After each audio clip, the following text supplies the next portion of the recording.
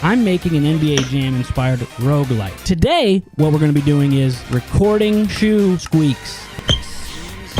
Step 2, we take those sounds, we cut them up, and we put them into FL Studio. We put some effects on them, we clean them up, and then we downsample them to sound retro. All right, let's drag this in here.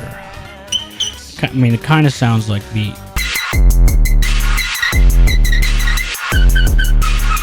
Wow, did I just get distracted? Squeak sound effects. Yeah, okay, all right. And we're gonna save them in there.